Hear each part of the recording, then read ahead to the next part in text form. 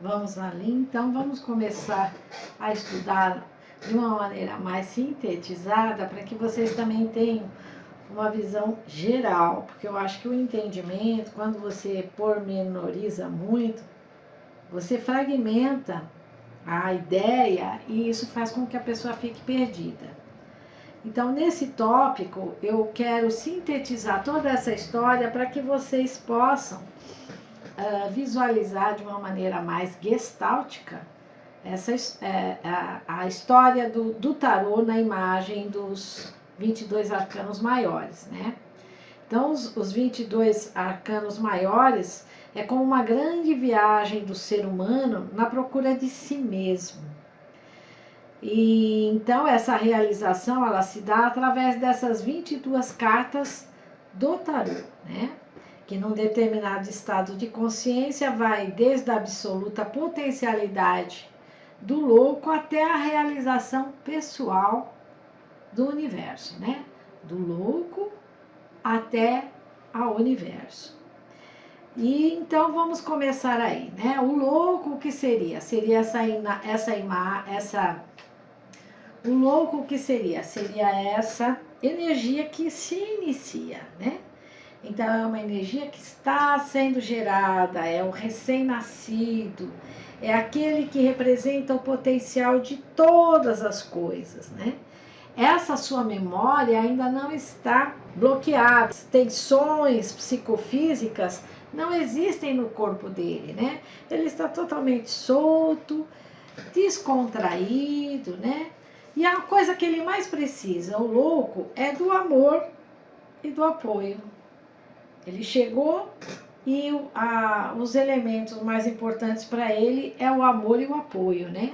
Dessa maneira, essa semente que está dentro deste ser, dessa energia, para se transformar numa determinada situação, num determinado objetivo, está precisando o quê? Cultivar essa energia. Então, o louco ele vem com uma energia onde que a pessoa ela vai ter que cultivar essa energia, ela vai ter que trabalhar essa energia. Ela não, por si só, ela não se sustenta. Ela está inteira, ela está perfeita, mas ela precisa desse investimento do ser humano, né?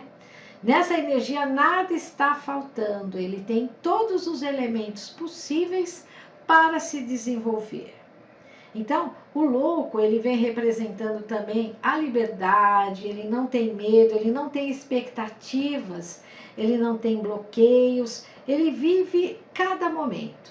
O louco é o agora, né? É a despreocupação com o futuro e também não tem os ressentimentos e os medos de situações passadas. Dentro desse contexto, dessa energia que nós estamos aqui estudando, que é o louco, ele vai encontrar como ele vai se manifestar para as pessoas, como ele vai entrar em contato com essas pessoas. Então, ele vai precisar de duas energias, que é a energia Yang, que vem representada como mago, e a energia Yin, que vem representada como a sacerdotisa. Então, é a polarização que nós temos. O ser humano, ele tem essas duas energias, né? Então, o que significa essa energia Yang, que é o mago? É o princípio masculino, e é a vontade de ir buscar, é a vontade de suprir as necessidades. Então, quando a criança nasce, ela chora porque ela quer comer, ela ri, ela interage com as pessoas, ela vai em busca deste meio. Então, ela precisa dessa energia, como todos nós, né? Dessa energia Yang, para que possamos nos expressar socialmente, né? Agora, o mago, essa energia é a busca da criação. Ele vai criar, ele vai se expressar. Então, o mago, ele vem representando toda essa iniciativa, um novo mais amadurecido, um novo pronto para buscar, para a luta, né? Enquanto que essa sacerdotisa que está aqui, ela vem representando o quê, né? As forças que levam à interiorização.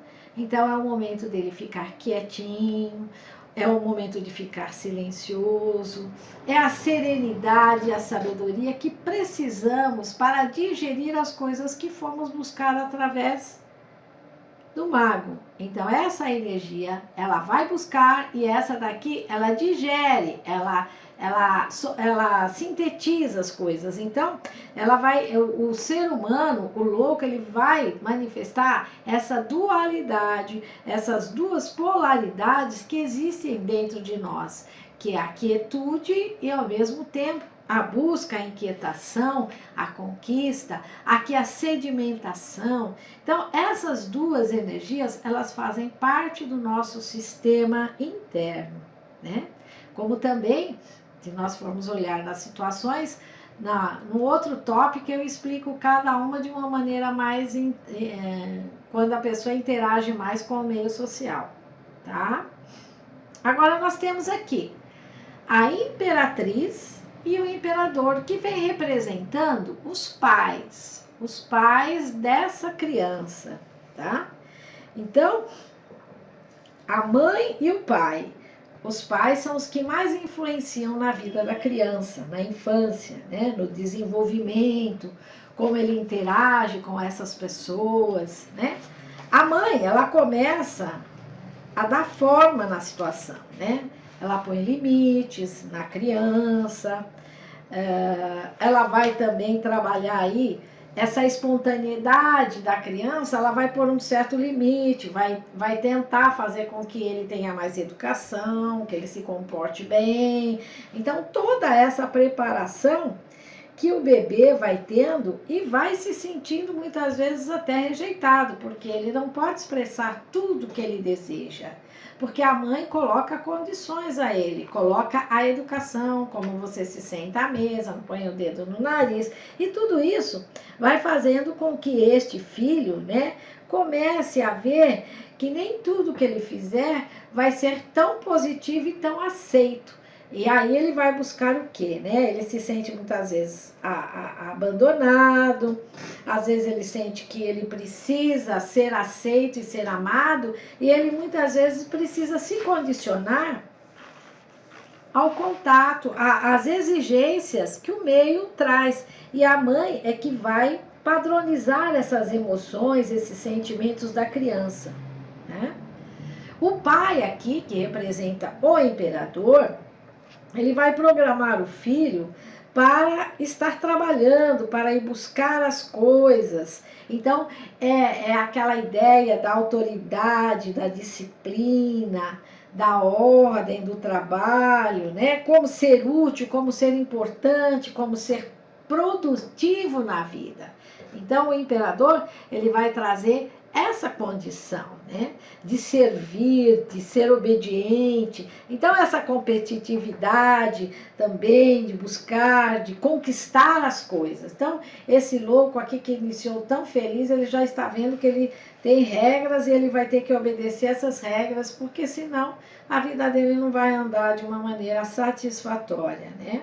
Então, a imperatriz e o imperador, eles enfraquecem esse eu dessa criança, né? Porque ela percebe que ela não pode ser aceita tão facilmente fazendo tudo que ela quer, né? Que ela precisa cumprir muitas vezes um protocolo. E com isso começa a desconstruir um pouco esse louco que veio ali de uma maneira livre, leve e solta, né? Aí o que vem a carta do Hierofante. Então as doutrinas, né? O momento que ele vai para a escola, que ele vai para a igreja, as obrigações que ele tem que fazer, o poder da ideologia, da filosofia de vida, né? Como sustentar essa estrutura, né, que existe dentro da nossa sociedade. Então, o Hierofante, ele vem trazer essa parte da comunicação, como ele vai atuar no meio onde que ele mora, onde ele pertence. E o Hierofante vai dar para ele esses limites também, né? Esses dogmas, né? Essa ética, moral, tudo que tem que ser feito, tudo que tem que ser aceito dentro de uma sociedade, né? Isso daí é uma outra questão que ele encontra no caminho que para ele parecia tão fácil e de repente ele começa a encontrar os obstáculos. Aí depois ele vai para o arcano 6, que são os amantes. Quando o louco ele se apaixona, não só começa a ver o mundo de outro modo, mas também começa a ver a si mesmo, né? Então aumenta a sua autoestima, começa a gostar dele mesmo, acreditar nele mesmo. E aí ele se sente também, quando ele está se sentindo amado, ele sente que ele pode ser, né? Que ele pode buscar, que ele pode ser aceito. E isso é muito importante nessa fase do louco, né? Por meio do amor, o louco também tem encontros reais consigo mesmo, né? A amante é a porta para a sua primeira recuperação. Porque todos os outros anteriores colocaram somente, formataram ele dentro de um sistema. E agora ele está aflorando para o amor, ele pode fazer tomar as suas decisões, verificar o que ele quer, o que ele não quer. Então é um momento de euforia, é um momento onde que ele vai escolher os caminhos. E através desses caminhos, ele vai mudar, ele vai abandonar todo esse esquema de vida imposto por esses pais e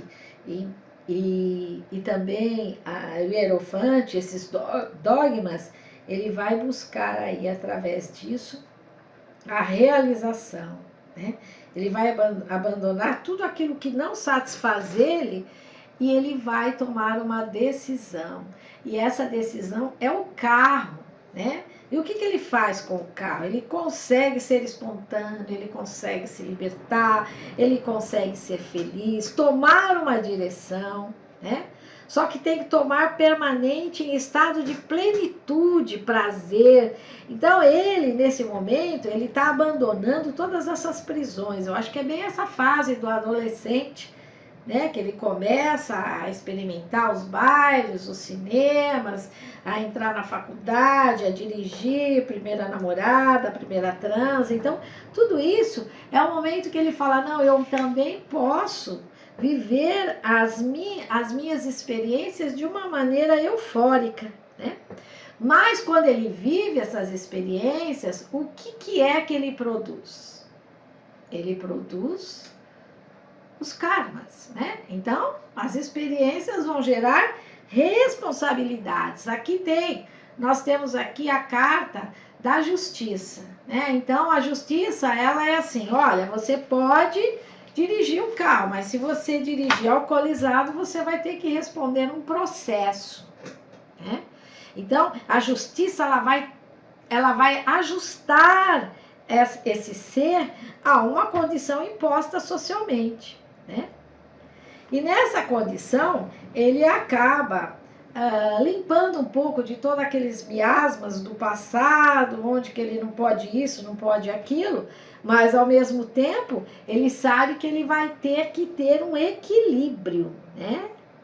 Ele vai ter que se equilibrar, porque ele vai também responder por aquilo que ele fizer. Então, isso é muito importante nessas condições, né? E aí, o que ele também vai ver, que muitas vezes o louco, ele tem umas mudanças, principalmente na adolescência, né? Você percebe muitas mudanças no adolescente, eles ficam rebeldes, eles começam a querer fazer o que eles querem, né? Mas ao mesmo tempo eles estão muito vulneráveis. E aí o que acontece? Ele precisa realmente trabalhar a responsabilidade. E aí o que? Aonde ele entra? No eremita, né? Aí ele dirige a sua atenção novamente para dentro. Ele vai ter que amadurecer. O que ele quer da vida, né? O que ele buscou, aonde ele chegou com todas essas atitudes. Então é o momento dele se interiorizar. E ele se interioriza de uma maneira voluntária e consciente. Então é o momento onde que ele amadurece, né? Ele procura também identificar seus meios, seus bloqueios, o que aconteceu, os padrões de comportamento que levaram ele a essa situação, né? A origem de todas essas negatividades. Então, é o momento, quando ele está no eremita, ele está ali trabalhando todas as suas verdades, as verdades inconfessáveis, né? E ele começa a discernir entre o que é ser verdadeiro e o que foi introjetado dentro dele, que foi imposto pelo meio ambiente. Então, é nesse momento que às vezes ele vai buscar uma terapia, ele vai buscar algumas yoga, fazer alguma coisa, para que ele possa se religar consigo mesmo, né? E aí, aos poucos, ele vai centrando-se e chega no momento em que essa lâmpada, que é a lâmpada que temos aqui, que a gente olha na carta, que é do eremita, ela se ilumina, né? Então, a própria consciência, a iluminação, vai facilitar ele caminhar, ele ir buscar o seu caminho de uma maneira com mais sabedoria, né? Então, nessa fase do louco estar mais centrado, mais consciente, ele deixa a sua solidão e agora vai voltar novamente para o mundo, que é aqui, é a roda da fortuna, né? Então, ele volta a ser competitivo, ele volta a buscar as coisas que ele deseja, né? E essa inércia inconsciente que cegamente arrastava ele no fundo do poço do sofrimento, hoje ele é capaz de ver do lado de fora. Ele saiu fora dessa situação, já não se deixa hipnotizar pelas histórias que vêm, não se deixa enganar, né? Então, ele não cai tão facilmente em situações destrutivas, né? A roda da fortuna, ela traz essa situação de viver o mundo sem ser escravo, né? Estar numa situação de existência que lhe manda que pode ser aproveitada, descobrir um ser bonito, sensual, cheio de vida dentro dele, né? Então, aí ele vai para a força, né? Nesse momento que ele já teve toda essa virada na vida dele, ele vai buscar a harmonia, vai começando a respeitar a si mesmo, a gostar do seu corpo. Então o louco começa a amar entrando no estado de consciência. E aí o que ele faz? Ele recupera seu entusiasmo, ele recupera o seu brilho, a sua alegria, né? Ele começa a se amar, ele já não é tão impulsivo, ele consegue lidar com seus instintos de uma maneira não tão agressiva, tá? E ele consegue aí esse amor por si mesmo e também pelos outros, né? Ele integra essa energia do universo do amor. Aí depois nós temos aqui outra fase que ele entra, que é o enforcado, né? Então, ele se entrega, muitas vezes, de coração aberto para as situações, né? E nessas situações, ele acaba se perdendo. E aí, o que acontece? Ele vai ter que, novamente, procurar a reflexão, se entender, verificar como é que ele tem que lidar com essas situações. Então, é um momento de reflexão, né? É o momento onde que ele tem que se libertar de algumas programações, e aí ele tem que ficar nesse dependurado para enxergar as coisas de uma outra maneira, né? E depois aí o que ele acontece com ele? Ele entra aqui com a paixão por tudo que levou ele a essas perdas, né? E aí ele atinge a questão da morte, que é a força transformadora, né? A excelência da energia que leva à evolução. Então, aí no desapegar-se das coisas, como ele vai ter que trabalhar essa energia, né, da morte, de se desapegar. Muitas vezes ele sofre, ele sente que o caminho que às vezes foi feito, muitas pessoas ficaram no caminho e ele não pode seguir mais com essas pessoas, né? E aí o que acontece? Ele aprende a lidar com o desapego, Ele aprende a sair fora das situações, né? E como ele aprende, o que ele gera dentro dele? Esse sentimento de temperança, de equilíbrio, né? De saber que ninguém é de ninguém, que as coisas passam e que ele precisa transformar essa sua situação numa harmonia. Então ele vai ter que se realizar, ele vai ter que buscar esse amor dentro dele, né? Ele vai ter que resgatar todo esse equilíbrio, né? Essa harmonia que só pertence a ele e que é a responsabilidade dele permanecer nessa harmonia, né? Então, ele é aquela coisa assim que leva a transformações, os novos desafios. E aí é o momento que ele não faz nada, ele fica ali numa calma interior, ele tenta se isentar de expectativas, né? E aí ele continua esse caminho e vai aqui para a sua carta do demônio, né? E aqui ele encontra novamente os desafios. Ele precisa expressar essa sedução, muitas vezes essa dependência, né? Desabrocha novamente na sua vida os instintos que também acabam, muitas vezes, aqueles que foram reprimidos, acabam novamente voltando à superfície, né? Talvez também existem algumas fontes que é as enfermidades, né? Os aprisionamentos, as dependências, né? E é um momento onde que ele precisa remover todas essas couraças. E nesse momento, que assim, que ele está aprisionado, às vezes são falsos valores, às vezes são relacionamentos que já se desgastaram e a pessoa permanece, né? E aí o que acontece? Vem a torre, né? A torre que é a destruição, é aquela coisa assim, ela tira todo tipo de proteção. A pessoa se sente totalmente desprotegida. Por quê? Porque era uma proteção falsa, né? Ele achava que aquele relacionamento ia durar a vida toda. E ele sabia que o relacionamento já estava desgastado. Mas, ao mesmo tempo, ele estava dependente daquela situação. Então, a torre, ela faz essa destruição. Ela tira tudo que não é verdadeiro. Ela arranca. Mas, nessa destruição, tudo que é verdadeiro fica.